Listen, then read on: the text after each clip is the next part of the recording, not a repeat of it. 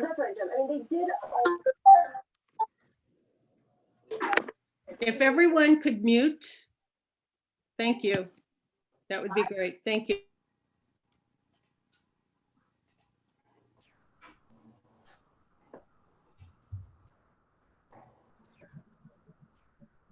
Okay. Let's go ahead and get started. Again, thank you everyone for joining us today. You'll see that, we are recording the session and we will post it on the Family Resource Network of Ohio's website. It'll either be later this week or next week.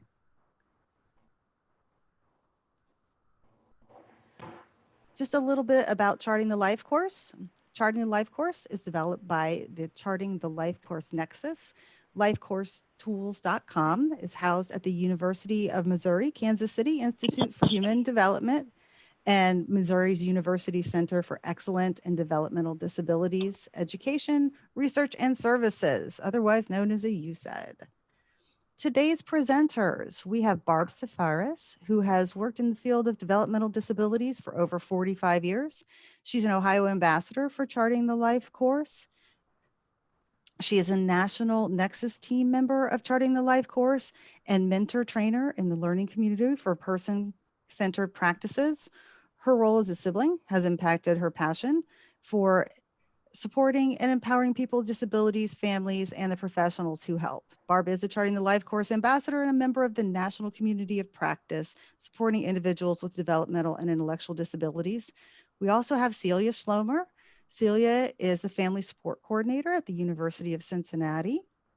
And you said, she comes to this position with more than 15 years experience working directly with families of children with disabilities and educational advocate. Celia is a Charting the Life Course ambassador and a member of the National Community of Practice, supporting individuals with developmental and intellectual disabilities. And Linda Maggio is an Ohio ambassador for Charting the Life Course. She has 15 years personal experience advocating for services with state disability organizations, school districts, speech and occupational therapists, as well as mental health services in Portsmouth, New Hampshire, Massachusetts, and Columbus. She's currently a financial planner and member of the Aspirations Parent Caregiver Group, and she works with the Nysonger Center and Family Resource Network of Ohio to promote Charting the Life Course to individuals, families, and organizations throughout the state of Ohio. And I'm Tracy Mance. I'm the program coordinator for both the Family Resource Network of Ohio and the peer-to-peer mentor programs through the Ohio Department of Developmental Disabilities. I'm also an ambassador for Charting the Life Course, as well as program coordinator and lead parent facilitator for the Nysonger Aspirations program.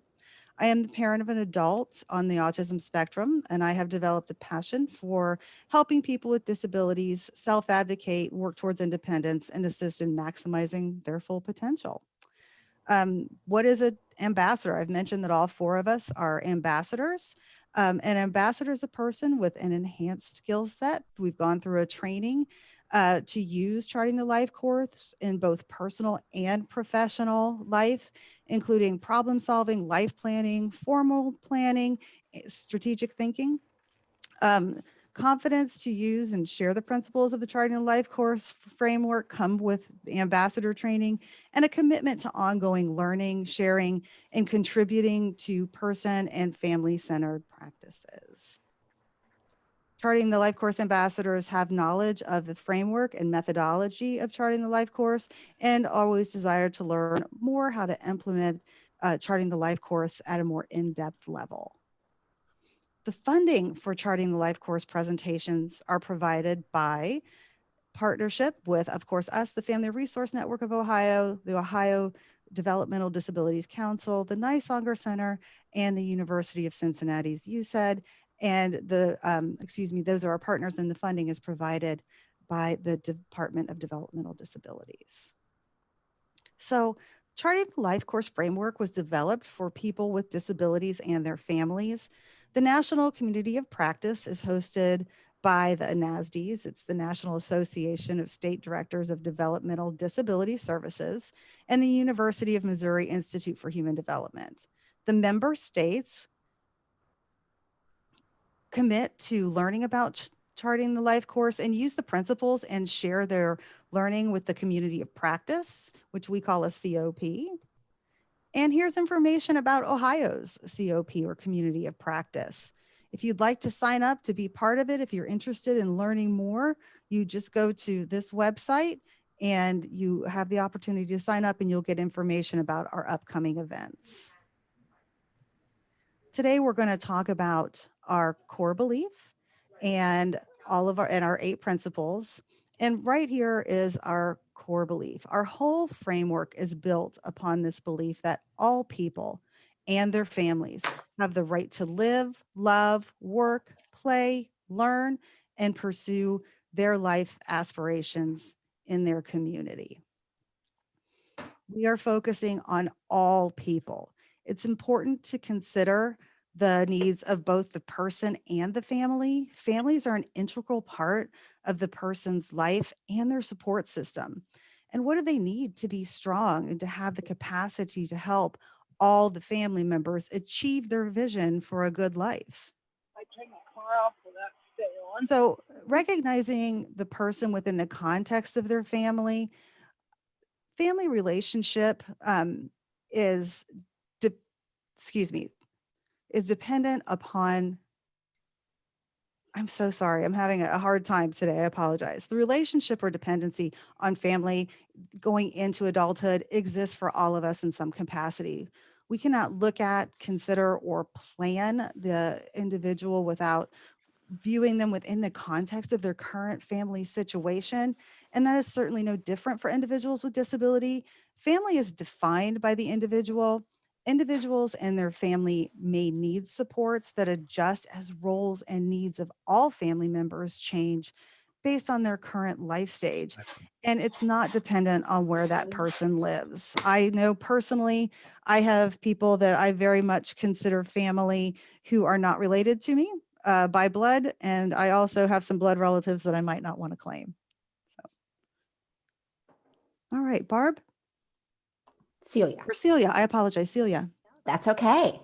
So I want to share with you that as we think about this thing called family support, as we're talking through charting the life course, that's really where this work bubbled up from, right? And we're really thinking about how do we support families?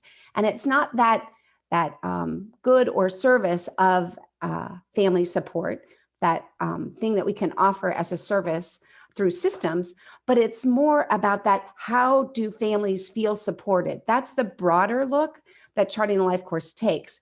But when we support families and when we support individuals, we kind of can do it from 3 buckets. And the first bucket, of course, are those goods and services that we as a system, as an agency, as a grassroots family organization can offer to families or individuals to help them build the life they want and have a better life. But we have these other 2 buckets when we don't necessarily or can't attach a service to this, where we can still give support to the individual. And I think sometimes we focus a lot on services. It becomes the thing we want. It's recognizable, and it's kind of the golden carrot in front of us. But these other 2 buckets are so powerful. And those 2 buckets are that discovery and navigation bucket. Share information, telling them where to find the information, and help them connect and navigate their way through these things we call systems that can be pretty overwhelming for families and individuals. In addition to that, the ability to connect and network with other families, other peers who are able. I was just webinaring. Own experience and what through and how powerful that can be. Well, there's a network with professionals who may share more information and more out of that discovery and navigation bucket, and just bolstering up the level of supports that families have. Oops. Go ahead. So as we're building this thing called life, a good life, we're going to do this across a path. And we're really aiming towards keeping that path as an upward movement, right? We're a trajectory towards something that we desire. And that trajectory of life experience is kind of what we manage all the time. And every experience we have is a point on that trajectory. And in that, we're striving for those things that everybody wants. We want friends, we want family, enough money, a job, a home, to be safe, secure. And we're trying to manage those things that we're trying to avoid. Those, I affectionately call them hiccups that we run into just in life, things that take us away from family, things that disconnect us from friends, things, losing a job, those kinds of things. So we're constantly trying to move through our life experiences and create life experiences that tend to continue moving us through that it is that we're aiming for, what we're trying to head towards. Go ahead.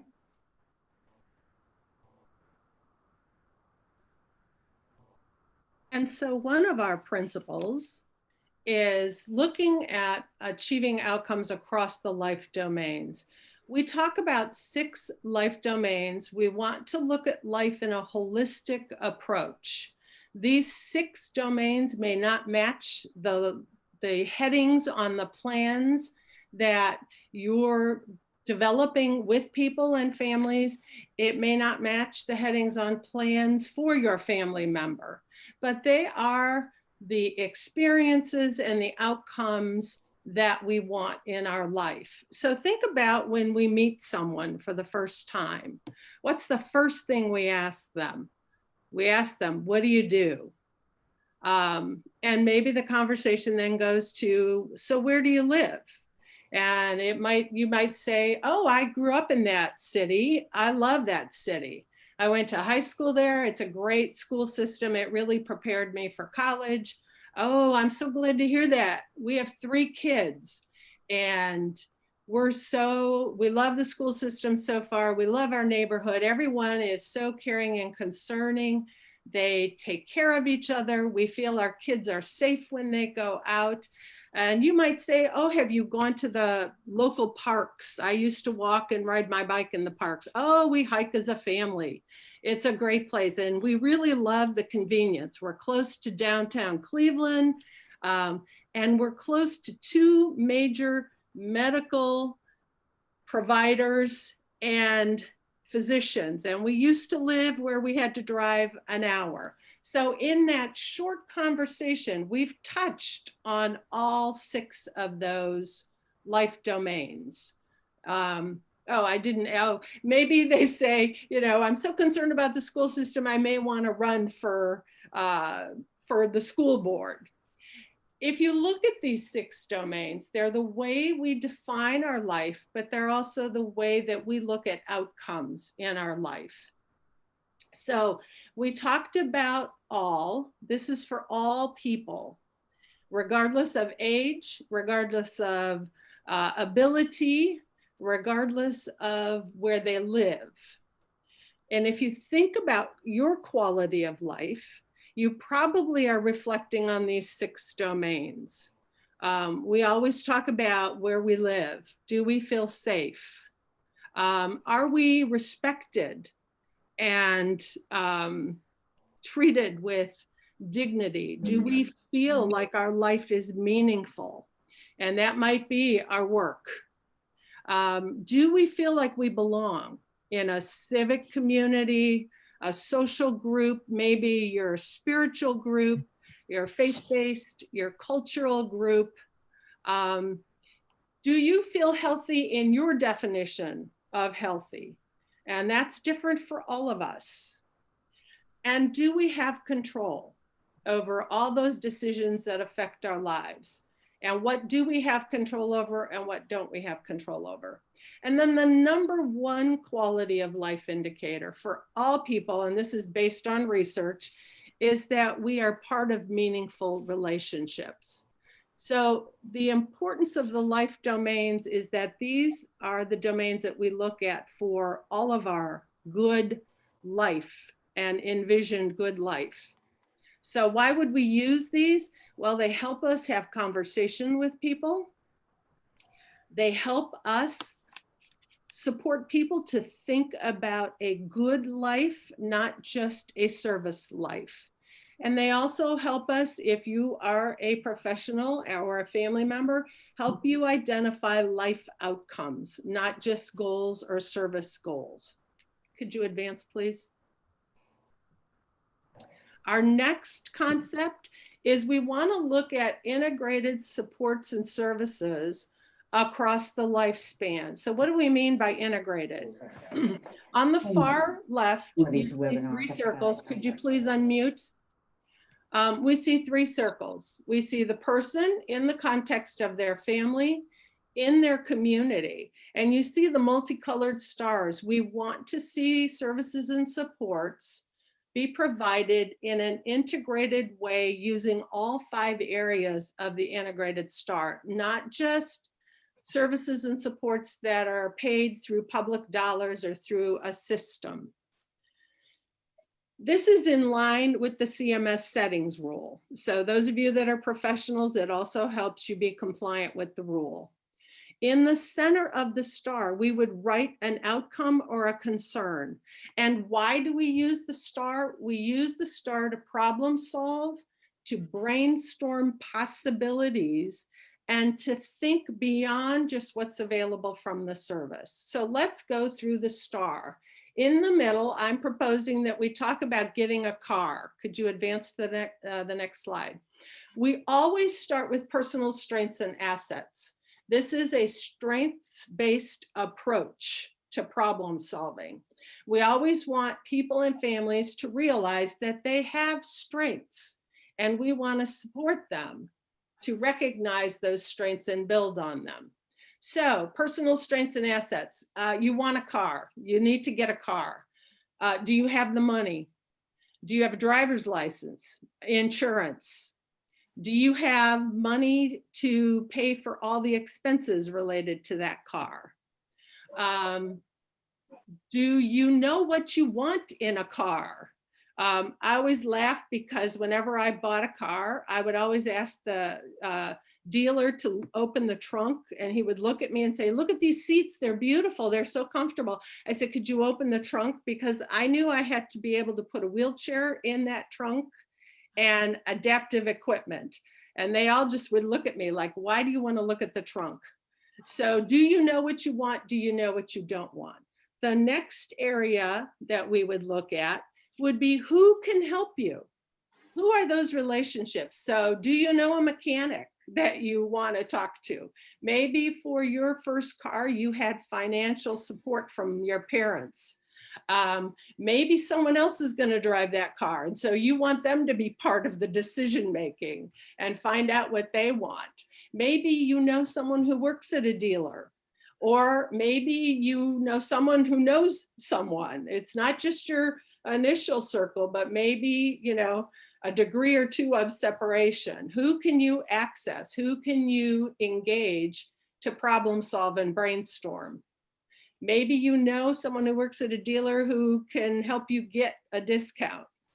Then we look at technology. And technology, we want to be specific in these areas when we brainstorm. So you all know what brainstorm means. You just throw ideas out, you don't discuss them. And the more absurd, the better, because we tend to be more creative and think of possibilities when we think of the absurd versus what we know, what we're comfortable with. So technology, we don't want to see this, you know, the iPad or the smartphone, but what are you going to use technology for? Are you going to look on the websites for dealerships to see what are the deals? Are you going to look at the Blue Book because you want to sell a car to buy a car? Are you going to compare buying versus leasing versus buying new, buying used? Are you going to go to some of the websites where they do sell, or they will compare for you? Are you going to go to a website to compare financing options? So think of the details. And then we look at what's available for everyone in the community. So anybody who wants to get a car, where can they go to get information or support? So obviously, the first place we can go for almost anything is our library. But maybe we can all go to dealers and look, or people who sell cars. We can go, maybe there's a neighborhood magazine or a neighborhood newspaper that you pick up.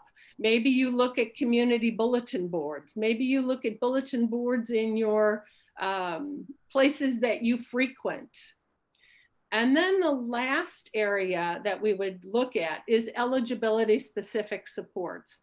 And people typically think that only people with disabilities use eligibility specific supports, but we all use eligibility specific supports. So think about what is available to you because you're eligible for something. So do you belong to AARP?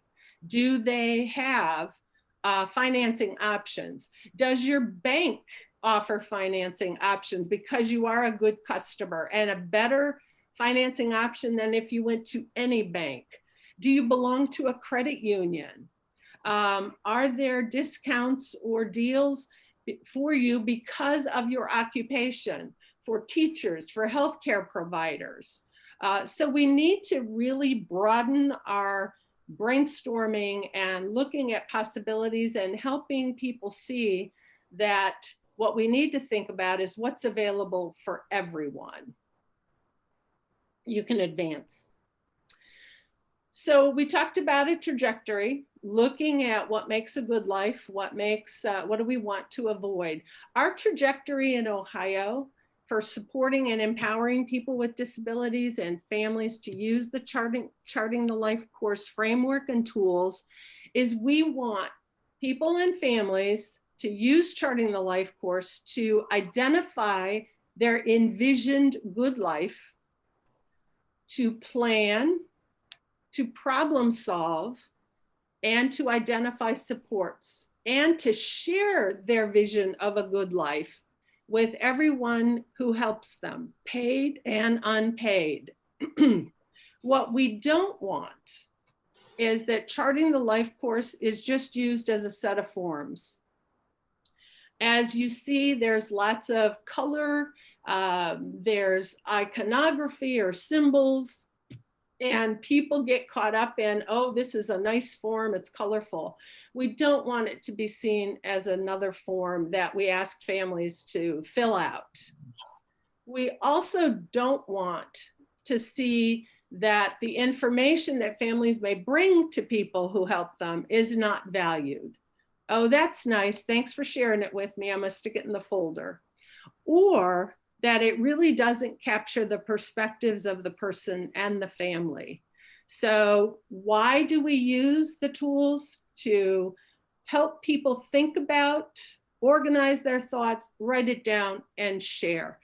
And whatever role you have in your life right now, whether you are a family member, someone with a lived experience, having a disability, or a professional, that's how we want to see Charting the Life course used. Thanks.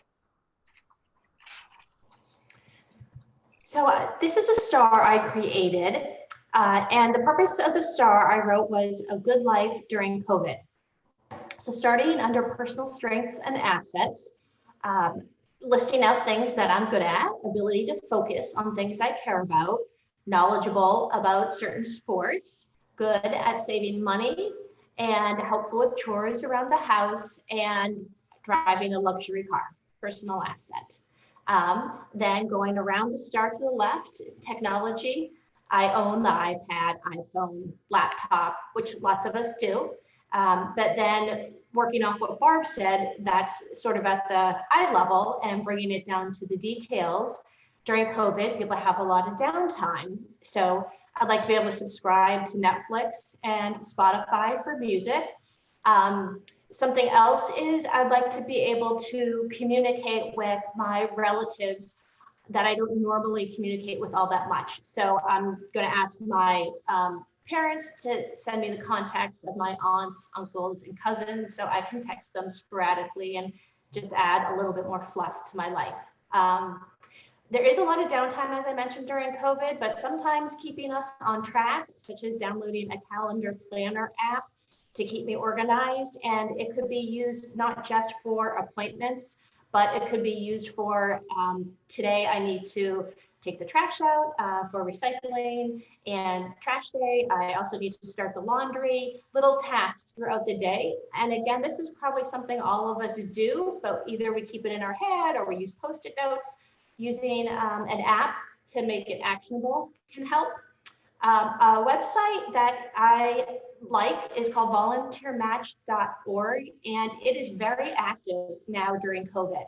So you can sign up, my kids sign up, and there are various organizations that you can sign up to do various things with. One example is one of my sons is very good at Excel, and an organization that works with solar panels needed help putting certain data into Excel and making it user friendly. So my son did that.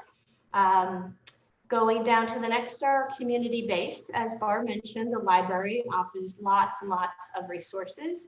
Your town hall offers various sources, parks and rec department, your church, food bank, United Way, Santero Counseling is local in Ohio for mental health.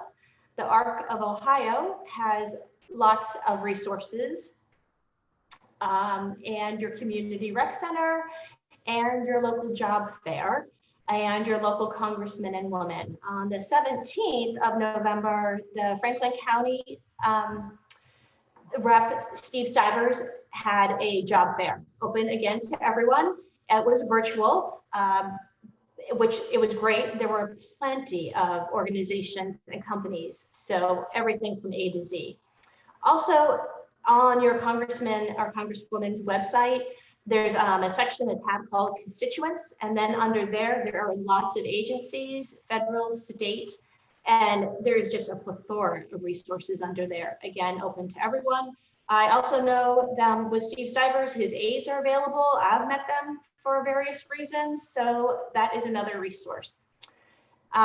Moving on to relationships, your nuclear family, mother, father, brother, then moving on, aunts, uncles, your coworkers, school friends, church friends, neighbors, your therapists, mental health, speech, OT. If there's a certain sub shop that you frequent, you see the cashier, that's someone you're interacting with on a regular basis. And at the library, if you frequent that, the librarian, I know my librarian knows me. I always go to the same person. And again, that's a relationship to think about. And lastly is eligibility specific. Ohio Department of Developmental Disabilities, state agencies, there are plenty of them. And there's a separate tab for each one. Education, health, job and family services, Medicaid, mental health, and more. Franklin County Board of Developmental Disabilities. And then for people who aren't within Franklin County, there's the Ohio Association of County Boards, and that lists every county in the state of Ohio. And you have your stable account for financing, which really does give people a little bit sense of independence. Another option would be wellness programs through insurance or your employer, employee assistance programs accessible through your employer or your parent's employer. And that is the star for a good life during COVID.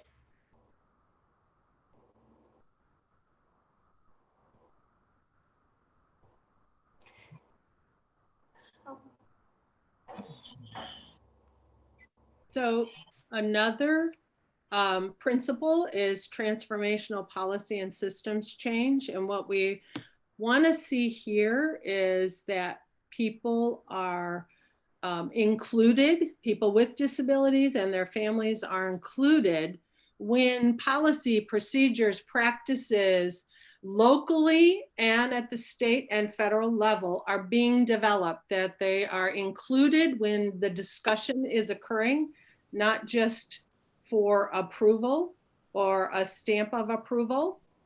And one way that families can, and people with disabilities can impact policy and procedures and practices at a local level is to use Charting the Life course to prepare information about the life that they want and then share it with those professionals and others who support them, whether they are paid or unpaid. And by them coming to the process, the interaction, and sharing that, they are driving the process and have taken some control of the process. And we find that when people prepare and think about these things and share the information, that they feel paper power and paper courage to then share with the groups that are supporting them.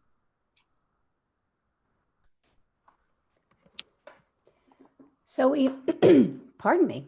So we've spent some time today just really taking folks through the basic principles, those guiding principles that kind of led to those tools that we talked about today. There was a lot of thinking that happened when this work began back in 2012 that really led to conversations about these principles, and they were thoughtfully placed within every conversation around charting the life course. Pardon me. I'm so sorry. So that idea of all people, when Tracy shared with us that core belief that all people have the right to live, love, work, play, learn, and pursue their life aspirations in the community, it didn't say all people with disability.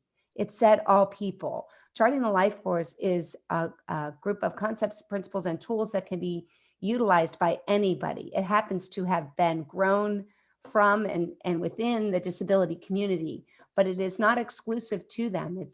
It just reinforces that idea of how common shared ideas of our lives are there, disability or not. So always thinking in that terms of that all, and also in the terms of the all of the disability community. And there's a vast amount of needs and supports that we can talk about, build, and share with others in that space too. In addition to that, we always want to consider family systems. We are always looking at an individual within the context of their family. We're all influenced by our family, birth family or otherwise, family that we live with or family that we may not have ever met. We know that through sociology and all those things, that all those things impact who we are, what we want, and how we move through life. So always remembering that family piece and knowing that families offer individuals with developmental disability a great deal of support. And if for some reason that support from families wasn't there, we would be so taxed as systems. We're grateful for the impact and the support that families bring to the table, and we want them to feel capable and build their capacity. So we want to always be considering them in the decisions and the thoughts that we're having, that we're doing this work across all life stages. You know, the first time I was ever exposed to charting the life course, and they were having me think about daily life and employment in early childhood, it kind of struck me as, at the very least, interesting. But we build skills from the beginning. We build belief systems from the beginning. We build opportunities and our lens for visioning from the beginning. And we want to encourage that with families. And I think Charting the Life Course gives us the ability to have those conversations very early on with families and empowering them to take back that vision and start seeing where it is they want to see their family in a week, in a month, in a year, or into, several stages of life. So that is just very powerful, that we're always looking and talking about outcomes, but what we know drives outcomes is experiences. So going and looking for those opportunities for experiences. And we're really challenged in this time that we're in to try to figure out where those opportunities that are, but just kind of hanging out in that space of discovery and leaning into the opportunities that we can create to impact our life outcomes is really a good part of the driving forces of this work. Go ahead.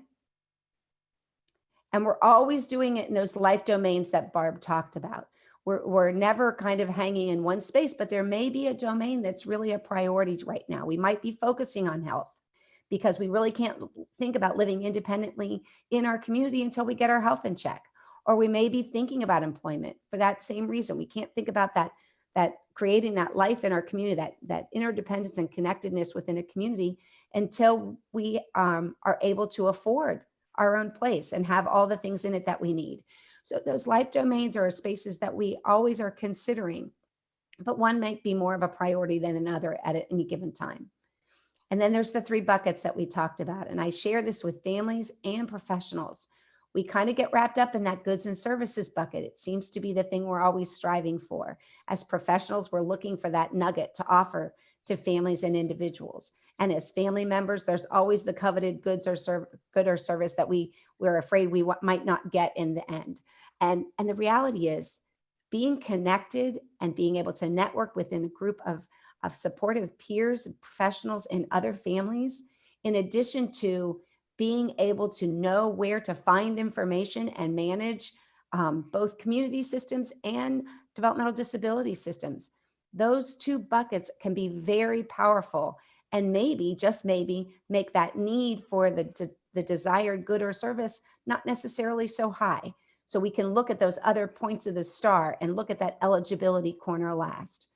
And then the integrated star, our shared star by Linda just gives us that idea of just looking at what's available to us, and that visual of knowing what that is and sharing it with other people can really help us brainstorm on the places and spaces that we can use to build a good life that may not come from that eligibility corner or systems at all. It also helps us recognize where there's gaps. If our relationship part of the star is really empty, we need to recognize that we might be isolating a little bit, and we may need to challenge ourselves in that space. We can look at our personal strengths and assets and recognize what we have, but then we can also talk about what we want to work on and build, because especially in these times, we need to know that we're growing, because otherwise being, in our homes, somewhat isolated and not having growth, it's just not going to be healthy. So, and learning about our communities, we can do that online. We can be looking what's available or what's available in other communities that I may want to connect with, or learning what folks are creating now, because so much of everything is online. And then lastly, that policy and systems, that idea that we're working to impact both local and larger policies through empowering families to bring their voice into a room or into a state house and everything in between. Because the reality is that this work, we want to impact procedures. When we see a family have success, or an individual grow because he's shared a trajectory, that really changes everybody in the room. And it can have a bigger impact overall, as we see more and more of these across Ohio, to start talking about how we encourage this work within our systems and within our grassroots organizations and directly with our families. So I think that really can be something that ends up being not necessarily an area of focus in the beginning, but a huge impact in the long run. So go ahead, next slide, please.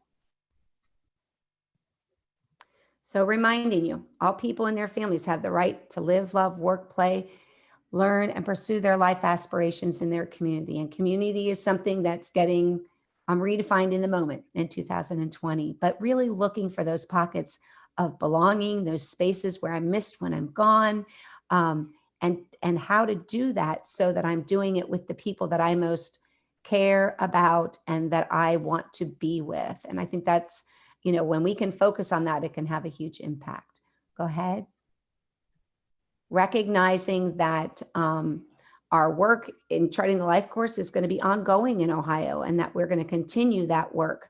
And we are so excited to have seen the number of folks in this room wanting to learn more and growing those spaces. Go ahead. All this information is available at the lifecoursetools.com website. There's lots of different trajectories. There's lots of ways to utilize the star. You can use it formally or informally. Always remember, we do it with, we never do it for. And that, I stress with families as well as professionals. This is a process where everybody gets their own trajectory, and everybody's voice in that space is as important when we fill in and we enrich those tools. They offer both person-centered and family-centered tools for just that reason, so that we're really keeping the perspective of everybody's voice in the room, but continuing to look for those opportunities to create experiences that will lead to different and outcomes that are more aligned with that vision that you want. Go ahead. So This space that we created today is something that we're hoping to do ongoing. We're building this great base of ambassadors across Ohio that want to support folks in this work. And we're going to continue meeting and having conversations like this to just take it a little piece at a time. So our next Charting Life Course Live will be working with the trajectory and going a little bit deeper and looking at both the exploring trajectory, or no, looking at just the exploring trajectory, looking at examples of how it's been used and examples of where it isn't appropriate to use it or when not to use it. And spend time in breakout rooms and really talk about the spaces that you might think to use this in your own lives. So check out FRNO's and FRNO Ohio's calendar on our website. There's great opportunities there to see other events that will be coming up also. Go ahead. So again, this group has that's brought this work into Ohio has been creating lots of opportunities. Please go check out their websites, not only the FRNO website, but the Ohio Developmental Disabilities Council. Their partnership has allowed us to offer an ambassador training across the state that is an exclusive Ohio ambassador training. Again, lifecoursetools.com. We're coming to the end tomorrow of their showcase that's been going on for 6 months, looking at what everybody in the US is doing with these tools and with this framework. And the last one is kind of focusing on how we empower families. So it's a great opportunity. You could register for that because that will be tomorrow afternoon around 2 o'clock. And then in addition, go check out what's happening at the Ohio Department of Developmental Disabilities. The opportunities that they're offering are aligning in a lot of spaces with this work. And we're really grateful for the support that we've received from that corner. Go ahead. So in Ohio, we're going to have our own virtual showcase in June of 2021. And we're bringing in Dr. Shelley Reynolds, who is from UMKC and was part of the stakeholders that began this work. If you want to sign up for FRNO Ohio to access more events and get updates, please do that. We've got a Facebook page now. Like our Facebook page, bring your questions, start a conversation. We want to enrich that space so that we can really on a daily basis help people to lean into these tools and to this work. Post and share on our Facebook page. I just said that. And then let us know if you know of any groups who would benefit from hearing about this. We are still doing our trainings across the state and are very excited whenever we get an opportunity to share perspective and think about in specific spaces how this work might work and how it might enhance what you're doing. Go ahead. So we're at that place for questions or comments. I want folks to share for a little bit in the chat box to kind of warm up the room because we don't want you just to disappear. We want to get feedback. Tell us what you heard. What really kind of caused you to be curious about this work and where it might fit with what you do and in your life. It doesn't have to be super specific, but just what's scratching at your curiosity about charting the life course and that space of people working and using with the framework and the tools. So if you would be so kind as to warm up our chat box that way, I would so appreciate it. And we'll get a good conversation going here.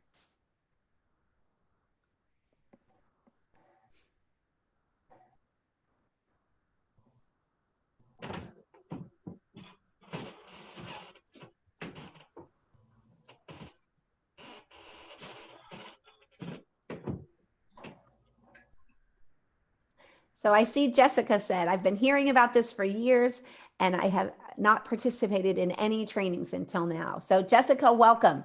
We're so excited that you stepped in. I hope that you learned something new. Come back. I always tell families, the more we hear about it, the more we learn, the more we're able to do with it. It is a space that you'll learn something new every day. Every time you sit in a room and you think, oh, I've seen this training before, you'll hear a story, you'll see an example tool and it will change how you look at it. What else are we seeing in the chat box? Let's see, I have 2 young adult children who are both struggling to determine the next step in life. We have done a lot of planning throughout their educational career. Now they're kind of stuck. So I think presenters to unmute and this. I think One thing would be to empower them to play these tools themselves. Let them really put everything and anything they could ever have thought of in that trajectory. I think the one-page profile is a nice starting point too for that, because it starts with, it's a tool that we'll go into later, but it starts with this idea of what do people like and admire about me? What do I need to feel supported and what's important to me? So it's based on that person-centered planning piece. Barb, I'm gonna, maybe you could jump in since that's your one of your areas of expertise. Sure. Thanks, Celia. I think there are a lot of questions about how do we apply, how do we apply, how do we apply? How can I use this with this group? Or I'd love to use it with expand the use. And that's very exciting. We're so glad to hear that. We know that in 45 minutes, we're not going to give you the information to go out and implement.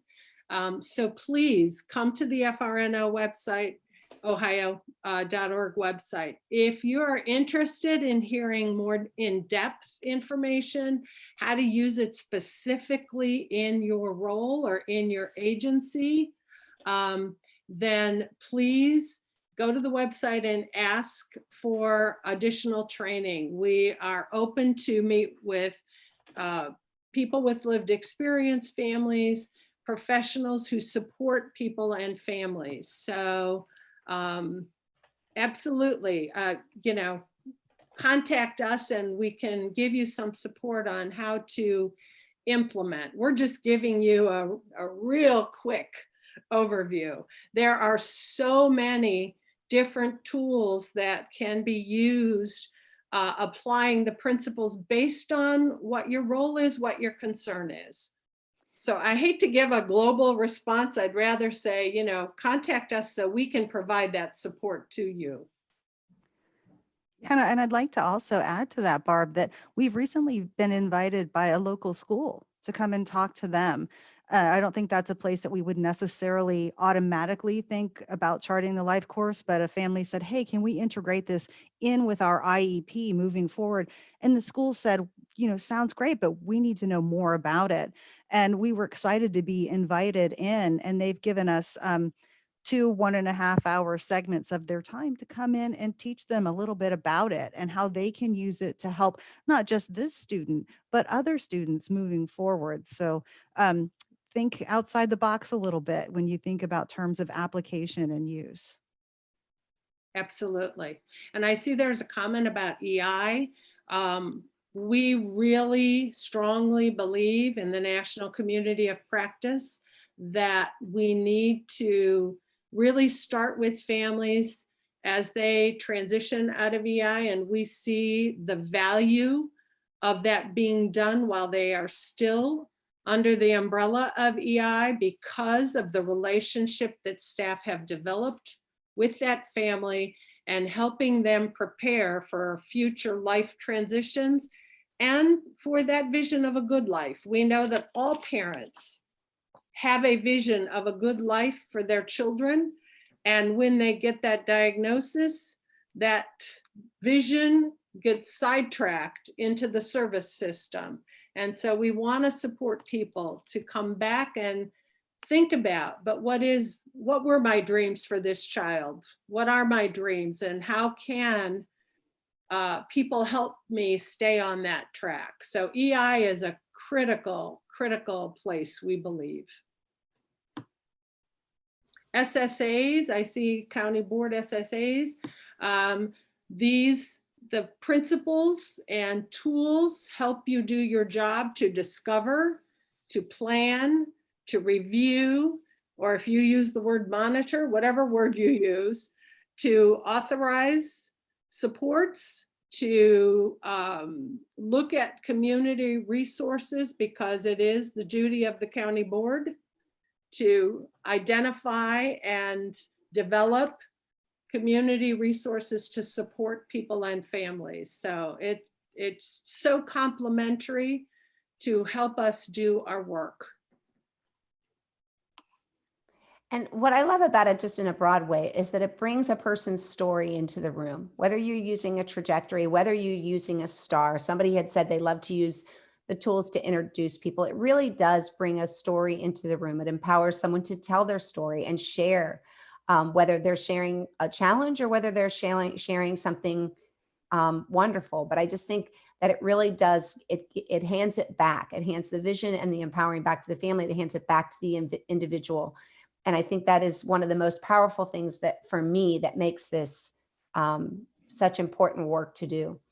I concur, Celia. I just was going to say, we use the term paper courage a lot, right? And that's just what it is. Yeah. Go ahead. And I just think we've got such a great variety of folks in this room. I'm hoping that you'll all come back and that you'll come to the event in January and continue to learn and see the places and spaces that this can just enhance the work that you're already doing as a family or as a professional, and just kind of enrich it and make it broader and deeper, and bring your child's voice, your sibling's voice, the people that you work with voice into the room to make that work more meaningful, to help unstick wherever we're stuck and give new possibility in the room. I just think that's going to be exciting to see. So I hope you'll continue to join these and tell your friends to come. And I see Magdalene said, the tools can be used in ISP meetings and care planning, but also informally. And I'm glad you brought that up. We know that some of the tools really should not be used during an ISP meeting, that they really need to be used outside of a formal meeting and more in a relaxed, trusting conversation. Because we know we don't share with groups of people about our private lives. And so we want to empower people to really think about what they want, what is a good life. And the ISP meeting may not be the place to do that. In fact, I tell professionals, don't use it in a meeting. This is something to use when you're having conversations with people, or used by people who know them and have an ongoing relationship. So thanks for sharing that. Some of the tools can help teams do awesome problem solving and discovery. Absolutely. And the last comment that just has been added, that I'll be back. My youngest child is 18 and has a chromosomal disorder. We're trying to plan for his future, but need resources. And just think, you've got 4 new places to look for resources that aren't that typical eligibility corner. You can grow your ideas, and hopefully this room will get really good at the chat, and we'll unmic maybe even sometimes and share ideas and successes that we've had, and become a real community of practice about how to really kind of go deep with this. So again, thank you all for coming. Super pumped that this room was full and with lots of energy. So thank you again. Thank you all. Thank you. Do we want to do a plug for the evaluation? One more. Sure. It's coming to your mailbox in 6 minutes. It'll be in your email. If you all could just take a moment and fill that out. We are grant funded, and we require these evaluations so we can report back on our progress. And it's very short. It'll just take you a quick minute, and we'd sure appreciate it if you do it for us. Thank you. Job. We'll get to do it again next year if we do. That's right. Please. Thanks, everybody. Thank you. Thank you. Bye-bye.